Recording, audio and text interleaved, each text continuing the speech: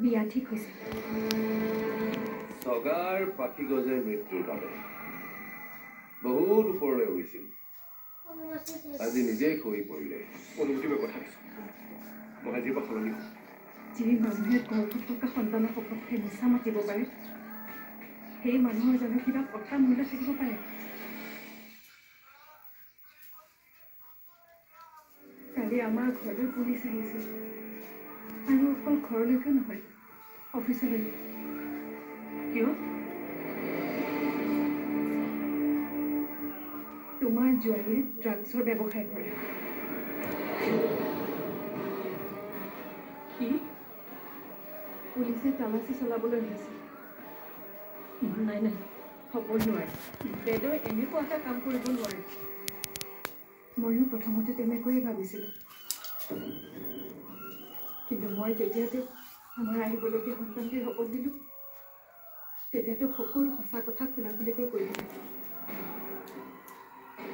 তেওঁ বহুত দিনৰ পৰাই এইবোৰ ব্যৱসায় কৰি আহিছে, আৰু এইবোৰ কথা জনাৰ পাছত জানো মই সেইখন ঘৰত থাকিব পাৰোঁ? বেদই এইবোৰ কাম কৰিছে, মই কিন্তু এতিয়াও বিশ্বাস কৰা নাই। মই বিশ্বাস কৰা নকৰা সেইটো তোমাৰ কথা, কিন্তু মই প্ৰমাণ পালোঁ যেতিয়া কৈ অহা ভাবি তুমি বেয়া পাইছা নেকি? যদি বেয়া পাইছা কোৱা, মই এতিয়াই ইয়াৰ পৰা গুচি যাম। তই তেনেকৈ কিয় কৈছ? মই তোৰ সংসাৰখনৰ কথা চিন্তা কৰিহে কৈছোঁ। তোৰ দৰে বেদকো মই ভালদৰে জানো। জানি বুজি বেদই এনেকুৱা বেয়া কাম এটা নকৰে। তাক হয়তো কোনোবাই বাধ্য কৰি এইবোৰ কৰিবলৈ লগাইছে। বেদৰ সৈতে মই ভালদৰে কথা পাতিম। তই এতিয়া ভিতৰলৈ আছোন।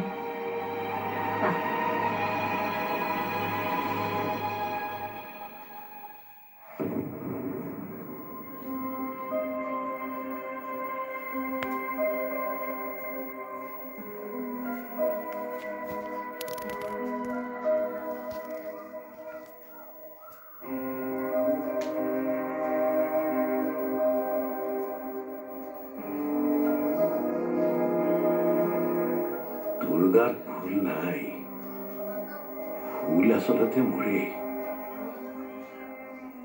তহঁতকতো মই একো দিবই নোৱাৰিলো। সৰুৰে পৰা কেৱল অভাৱ অনাটনৰ মাজতেই ডাঙৰ হলি। সুখীটো সকলো মানুহে হ'ব বিচাৰে।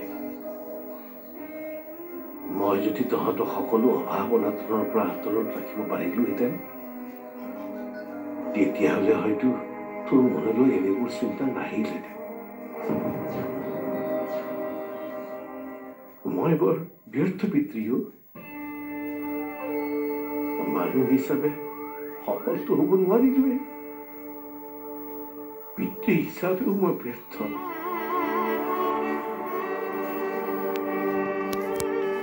মই চেষ্টা কৰা নাছিলো বুলি নাভাবিবি। তহঁতক এটা ভাল জীৱন দিবৰ কাৰণে মই বহুত চেষ্টা কৰিছিলো। দিনে নিশাই কষ্ট কৰিছিলো তহঁতক সুখত ৰাখিবলৈ, কিন্তু নোৱাৰিলো। বিন্দুক ৰত্নৰ হাতত গোটাই দিবৰ দিনাখন বুকুখন বিষাই গৈছিল। কলিজাখনকেই যেন কাৰোবাৰ হাতত গোটাই দিলো এনেকুৱা লাগিছিল। কিন্তু আজি তাৰো আঁতৰি গ'ল। তই কিয় এনেকুৱা কৰিলি বেদ? কেৱল টকাৰ বাবে তই ইমান তললৈকে নামিব পাৰিলি নে? কথাবোৰ গম পালে অনুভূতিয়ে কিমান কষ্ট পাব, কিমান দুখ পাব, মই কিমান কষ্ট পাম, সেইবোৰ তই এবাৰো চিন্তা নকৰিলি নে? সেইখন চিন্তা কৰাৰ ক্ষমতাও তই হেৰুৱাই পেলালি নে? এইবোৰ কাম মই কৰোঁ বুলি কৰা নাছিলো, বাধ্যত পৰিহে কৰিছিলো। তোক বিশ্বাস কৰিয়ে অনুভূতিয়ে তাইৰ জীৱনটো তোৰ হাতত অৰ্পণ কৰিছিল। সেই বিশ্বাসখিনিৰ মূল্য তই কিয় ৰাখিব নোৱাৰিবি? তাই কিমান কষ্ট পাইছে তই এবাৰ ভাবি চাইছনে? তাতে আকৌ তাই মাক শুব ওলাইছে।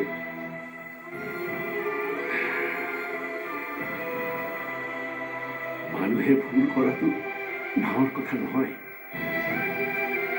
ভুলৰ সংশোধন নকৰাটোহে ডাঙৰ কথা। তই এইবোৰ কাম এৰি দে। আগলৈ তই এনেবোৰ কাম কোনোদিনে নকৰো বুলি সংকল্প লৈ অনুভূতি ক্ষমা খুজি তাইক উভতাই আন। মই কিন্তু তাইক এইখন ঘৰত সোনকালে পাব লাগিব, নাতিৰ মুখ দেখিব লাগিব।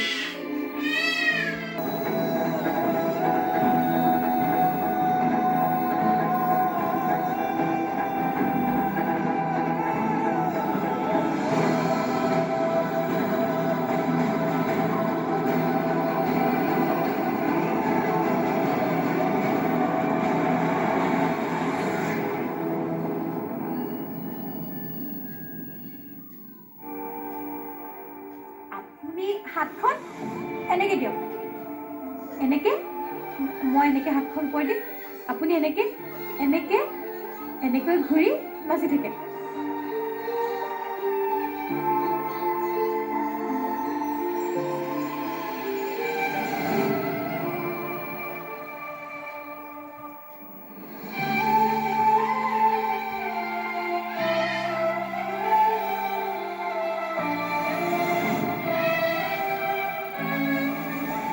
এইটো কামেই আৰু বেছিদিন কৰিব নোৱাৰো। আন কামৰ কথা চিন্তা কৰিনো কি লাভ? কিয় নোৱাৰিবি? মোৰ বিয়া ঠিক হৈছে।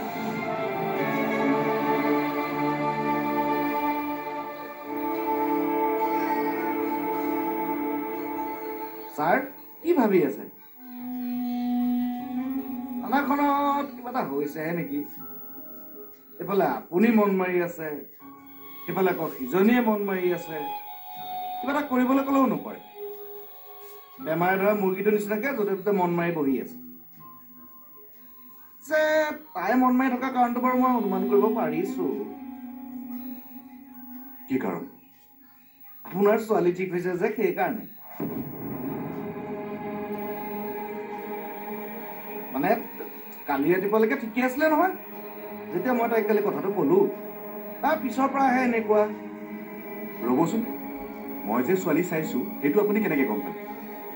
সিদিনাখন আপোনালোক ফোন মাৰোঁতে আপোনাৰ বায়ে ফোনটো ধৰিলে নহয়, তেতিয়া গোটেই কথাবোৰ ক'লে আৰু সেইকাৰণে মই ভাবি ল'লোঁ। আৰু আপুনি কথাবোৰ ভালকৈ নজনাকৈ বিয়াখন ফাইনেল বুলি উলিয়াই দিলে?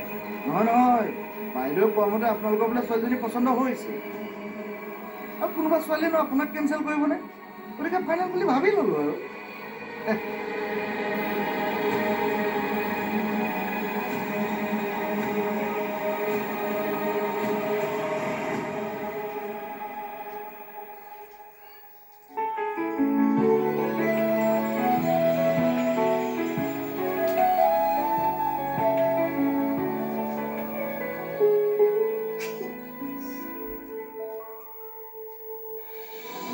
অহিৰণ ভাগৱতীয়ে ইতিমধ্যেতো কুষ্ঠি লিখিলে, আৰু সি বৰ সহজ মানুহ নহয়।